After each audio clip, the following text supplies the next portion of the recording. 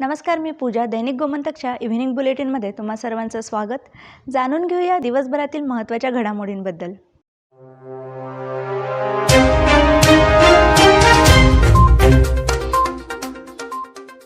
मोपा धनगर बांधवांचा दसरा हा मोठा सण. सलग 3 दिवस धनगर बांधव दसरा साजरा करतात. आपट्याची पाने सोनं म्हणून दसऱ्याला वापरली जातात. नवरात्रीच्या 8व्या दिवशी माटोळी बांधून देवपूजेला लावून दसऱ्याची सुरुवात होते. या दिवसाला ते जागर म्हणतात.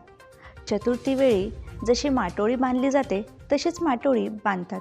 त्या माटोळीला नारळाची तोरणे बांधतात. प्रत्येक तोरणाला 5 नारळ असतात.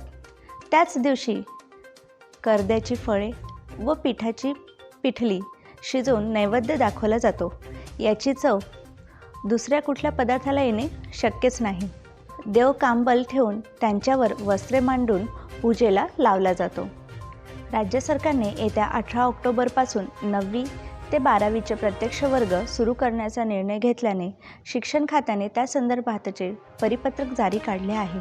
शाळा व्यवस्थापनांनी शाळेत असलेल्या सुविधा आणि स्थिती पाहून निर्णय घ्यावा.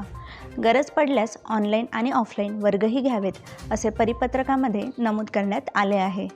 विजयादशमीच्या निमित्त यंदाही राष्ट्रीय स्वयंसेवक संघातर्फे डिचोलीत दसरा संचलनचे आयोजन करण्यात आले होते.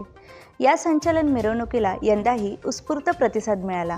राज्याचे मुख्यमंत्री प्रमोद सावंत यांनीही खाकी पॅन्ट, सफेद शर्ट आणि डोक्यावर टोपी असा संघाचा वेश परिधान आणि दांडा घेऊन या संचलन मिरवणुकीत सहभागी झाले होते.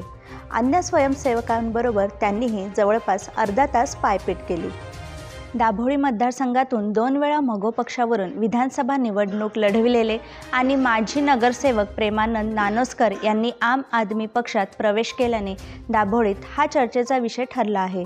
मगो सोडून आपमध्ये प्रवेश केल्याने प्रेमानंद पुढच्या निवडणुकीत दाभोळीतून आपमधून निवडणूक लढवणार असल्याचे एक प्रकारे निश्चित झाल्याची चर्चा आहे. तर दाभोळी मतदारसंघातील समाजसेवक तुळशीदास फळदेसाई यांनी मगो पक्षाच्या तिकिटावर आपला दावा केला असून तोही आता दाभोळी मतदारसंघातून निवडणूक लढविण्यास सज्ज झाला आहे. सगळ्यांच्या नजरा दाभोळी मतदारसंघातील मगो पक्षाची तिकीट कुणाला देणार यावर खिळल्या आहेत. मिशन फॉर लोकल संघटना बहुतांश विस्तारलेली आहे.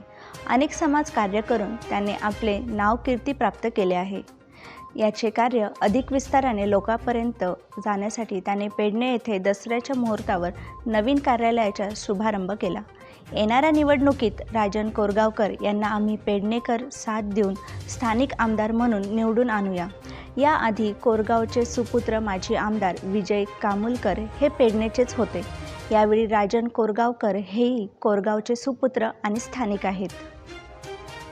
तर या होत्या दिवसभरातील महत्त्वाच्या घडामोडी. अशाच ताज्या अपडेट्स जाणून घेण्यासाठी आमच्या दैनिक गोमंतक या वेबसाईटला भेट द्या आणि आमच्या यूट्यूब चॅनलला सबस्क्राईब करायला विसरू नका.